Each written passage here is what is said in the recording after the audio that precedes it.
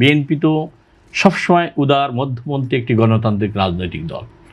BNP আপনি দেখেন 91 থেকে শুরু করে দেশনেত্রী বেগম খালেদা জিয়া দীর্ঘ 9 বছরে স্বৈরাচারের বিরুদ্ধে আন্দোলন সংগ্রামের পরে তিনি কিন্তু সংসদীয় গণতন্ত্র এনে আমাদের সংবিধানে তত্ত্বাবধায়ক সরকার ব্যবস্থা সন্নিবেশিত করে বাংলাদেশের ইতিহাসে ঐতিহাসিক অবদান রেখেছেন।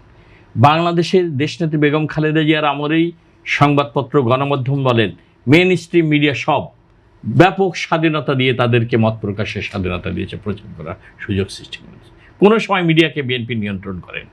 স্বাধীনভাবে বিএনপি জনকণ্ঠ কত মিথ্যাচার অপপ্রচার করেছে সব পত্রিকাগুলো।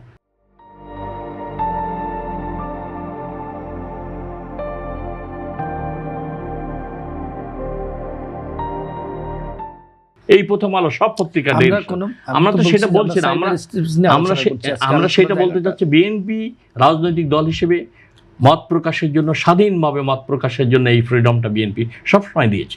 এখন আমাদের মাননীয় প্রধানমন্ত্রী তারেক রহমান সাহেব, আমাদের সম্প্রচার মন্ত্রী, তথ্যমন্ত্রী জহিরুদ্দিন সফর সাহেব, তা মাননীয় প্রধানমন্ত্রীর নির্দেশেই তিনি দেখেছেন সংবাদপত্রে গণমাধ্যমকে কোনো সময় ত্রুটি চেপে ধরার প্রবণতা আমাদের নাই।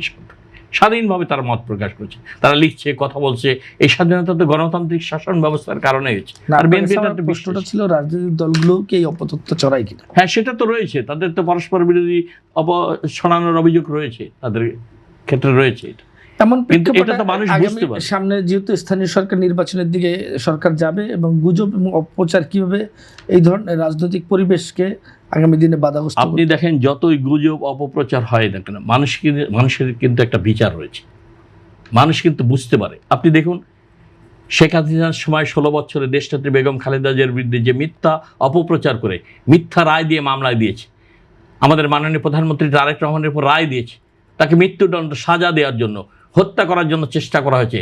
দেশের একটা মামলায়ও দেশনেত্রী বেগম খালেদা জিয়া, তারেক রহমান, আরাফাত রহমান কোকো এবং আমাদের নেতাকর্মীদের হাজার হাজার মামলা, মিথ্যা মামলায় কিন্তু প্রমাণ করতে পারেনি, সন্দেহাতীতভাবে জোর করে রায় দিয়েছে। কিন্তু মানুষ কি কেউ বিশ্বাস করেছে দেশে মানুষ দেশনেত্রী বেগম খালেদা জিয়া চুরি করেছে, দুর্নীতি করেছে? তার যে মিথ্যা মামলা সাজা দেওয়া হয়েছে। তারেক রহমান মাননীয় প্রধানমন্ত্রীকে সাজা দিয়েছে, বেকসুর খালাস দিয়েছেন বিচারপতি মোতাহার হোসেন, তাকে কিভাবে দেশ থেকে পালিয়ে যেতে হয়েছে এটা তো দেখেছে মানুষ। এই প্রচার করেছে রাষ্ট্র শক্তিকে ব্যবহার করে বিগত সরকার, কিন্তু দেশের মানুষ কিন্তু এত প্রচারের পরেও মানুষ বিশ্বাস করে না, কারণ বিশ্বাসযোগ্য হয়নি মানুষের। এই যে মানুষের বিবেক, মানুষের বিচার করার ক্ষমতা, মানুষই চূড়ান্তভাবে বিচার বিশ্লেষণ করে রায় দেয়, কোনটা সত্য মিথ্যা মানুষ বুঝতে পারে, উপলব্ধি করতে পারে, সেই উপলব্ধি থেকেই মানুষ রায় দেয়। সেটা